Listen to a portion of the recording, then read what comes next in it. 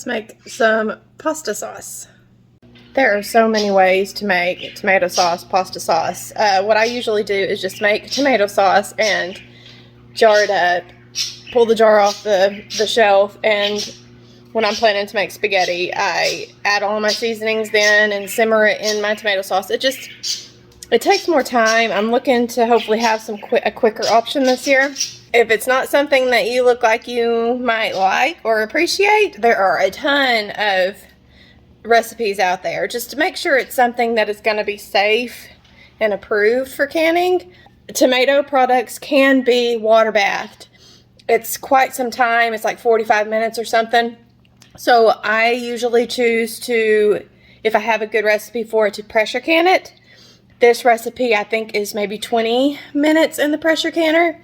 And so that's what I'm going to choose to do today, but there's lots of water bath canning recipes out there too. Okay, here's the setup that I have for, I forget what this is actually called, but I ordered it online through Walmart 4 years ago maybe. But it's really easy. You put it together, this screws on.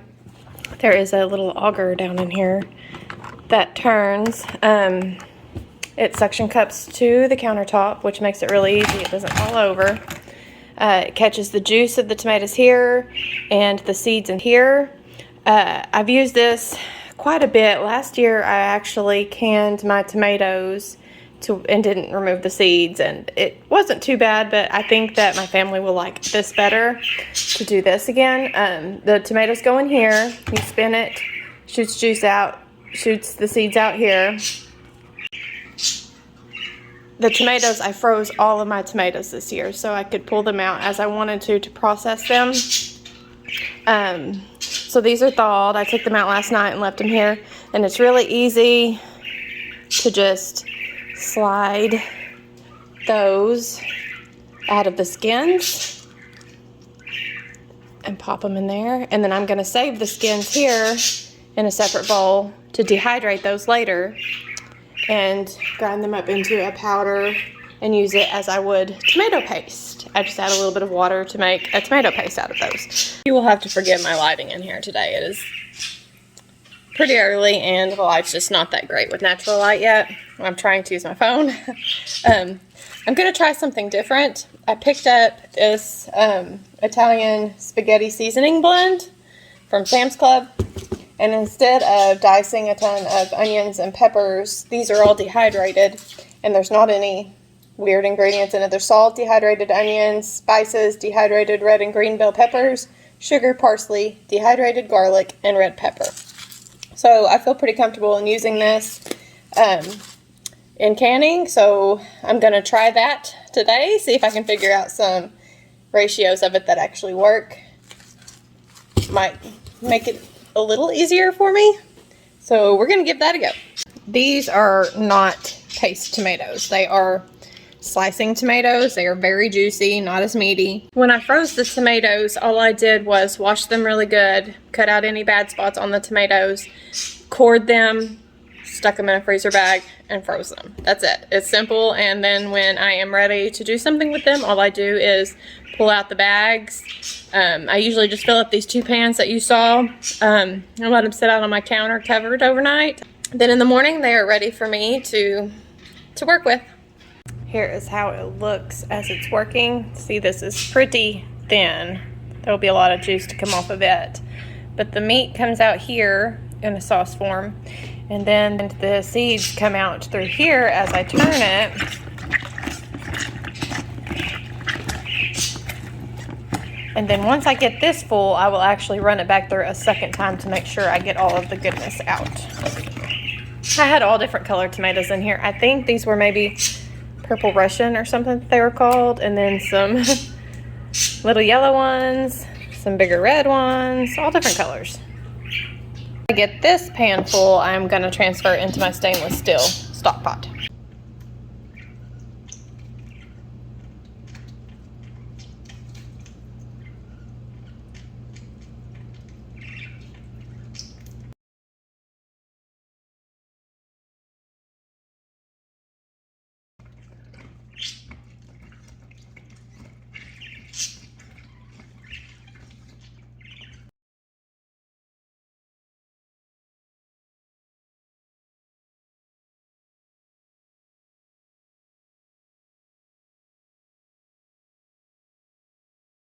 Y'all, I am so messy.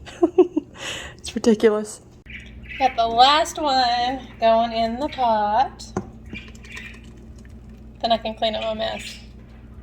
It's nice and full. Gonna pop it on the stove. Now that I've got it on the stove, I am gonna turn it on about medium heat, and then I'm gonna keep an eye on it.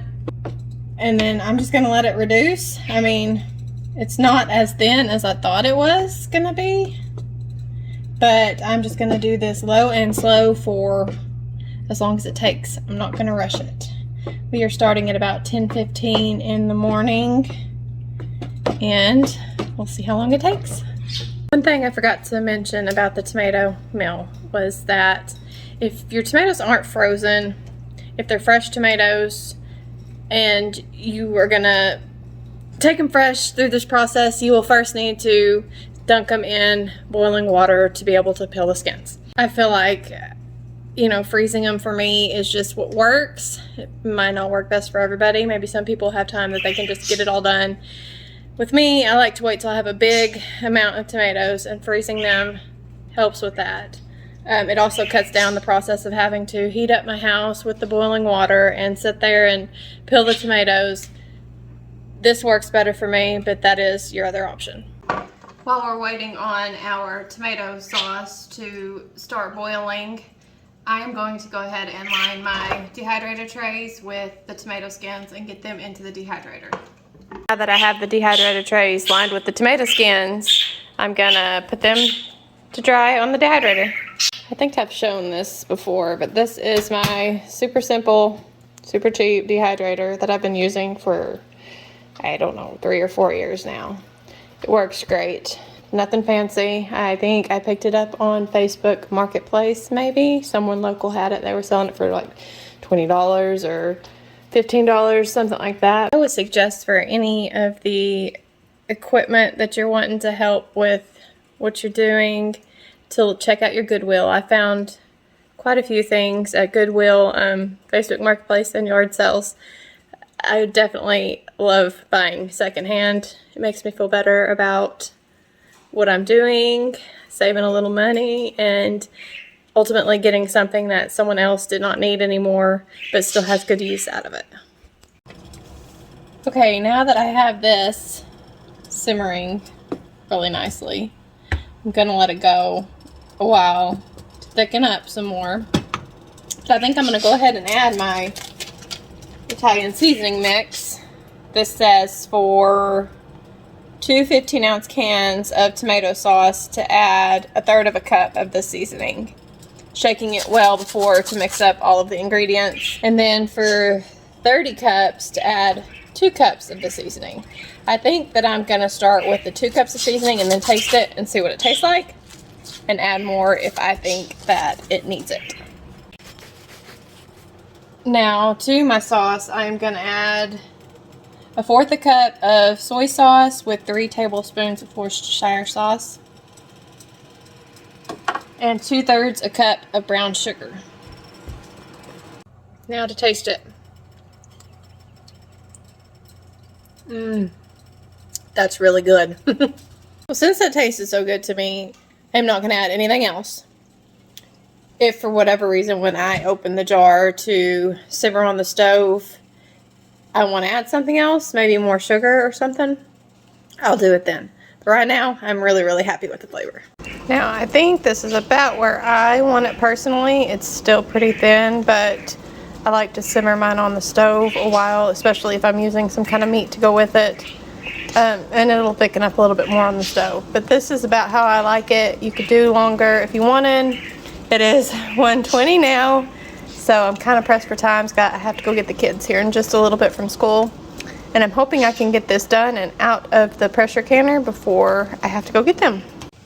Before I can, I check all of my jars for any cracks, run my finger around the edge of the rim and make sure there's not any imperfections there that might prevent a good seal or cause the jar to break while in the canning process. Then when I'm pressure canning especially, I check, make sure nothing is really loose. Everything is in working order like it should. Kind of just feel everything. And then through here, I hold it up to the light and make sure I can see light through it. And that's pretty much basically what I do. I will fill this with water to the appropriate line. I think it's around 2 inches. There's usually a line on the inside of the canners that will show where to fill your fill line is. I've had my jars and my canner on high heat warming up. They're warm. Now to each jar, I'm not really sure how many I'm going to have, so I'm going to go ahead and probably use these 5 jars to start with, but put 2 tablespoons of lemon juice in each of these jars. Now if you're using pints, use 1 tablespoon.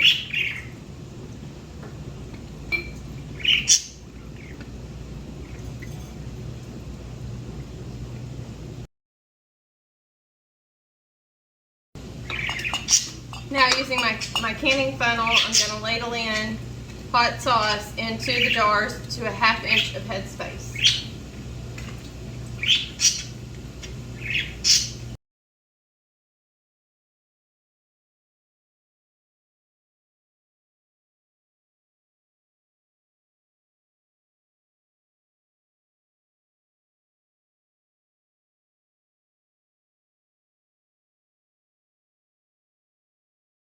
So I did end up needing all of the jars. I have 7 quarts here, and that's really awesome. I'm just gonna run this plastic lid lifter down in here to make sure that there's not any bubbles.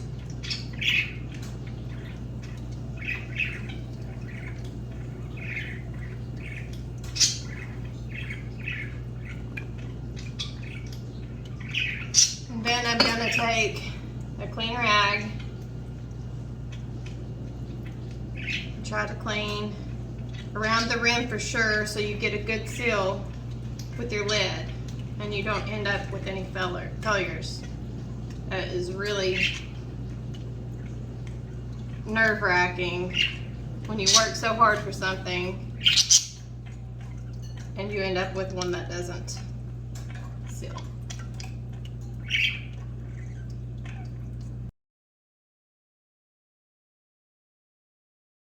That should be good. Next, I'm going to place clean new lids, which I was really lucky to find at my local Walmart. I'm going to place the band, fingertip tight.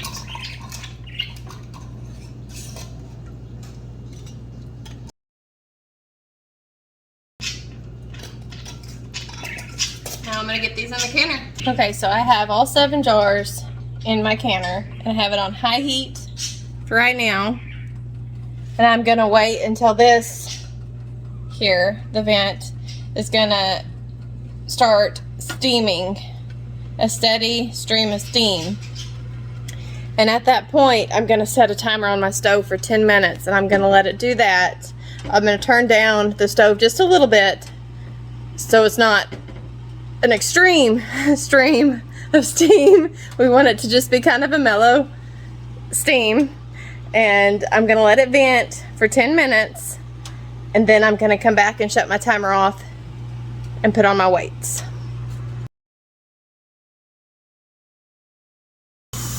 My timer just went off and I shut it off. Now I'm going to place my weight over the vent, and I'm going to wait for that to start rocking rhythmically here in just a little bit.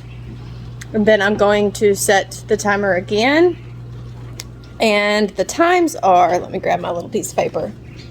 In the pressure canner, since we're pressure canning these, we would do 25 minutes for quarts and 20 minutes for pints. If you were water bath canning them, you would do 40 minutes for quarts and 35 minutes for pints. I'm going to keep an eye on this and not let it rock out of control. I'll adjust my temperature for that. The reason you don't want to let it just spew steam or rock crazily is you don't want it to lose all of the water inside of the pressure canner, for one. And also, that can cause siphoning out of your jars, the liquid to rise and come up out of your jars and prevent your lids from sealing well.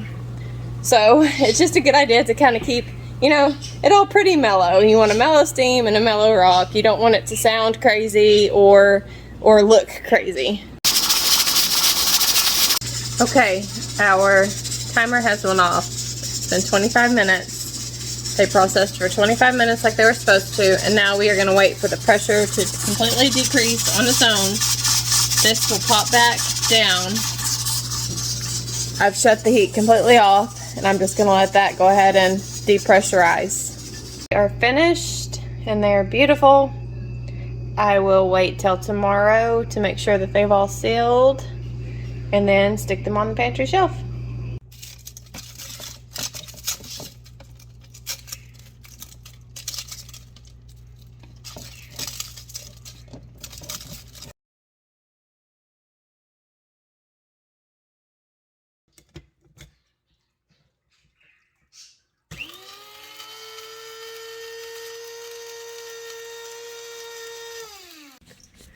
Okay, so to grind the tomato skins, I'm using a coffee grinder. I had to order this one because my old one that I got from Goodwill for maybe $1 or less, I had a cracked lid when I got it, which was okay because it worked perfectly for what I needed it to work for, but I don't know where I stuck it last year and it's missing. I might have thrown it away in one of my fits of decluttering the house, but I got a new one and I'm super happy with it. I grind it up once they're dehydrated and then store it in a jar. And my tomatoes go a lot further. When I want to use this for tomato paste, all I'll do is I'll add a little bit of this into a small bowl and I will add a spoonful of water until I get a tomato paste consistency that I'm happy with. And that's how I use it.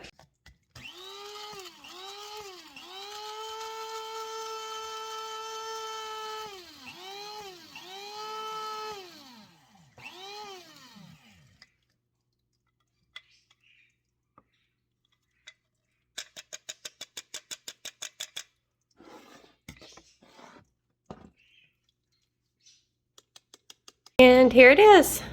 That whole bowl of skins turned into about close to 3/4 of a half pint. This is how it mixes up. Really pretty. Looks just like tomato paste. Quick tip. Make sure that the coffee grinder you use is probably used for only this because there's no way you will get all of that out of there. Anyway, so that's it for this project, guys. I will hopefully have y'all something new here coming up soon. Thanks for sticking with me, and I will see y'all soon. You help out my farm the most when you share and subscribe. Don't forget to like my farm on Facebook and Instagram.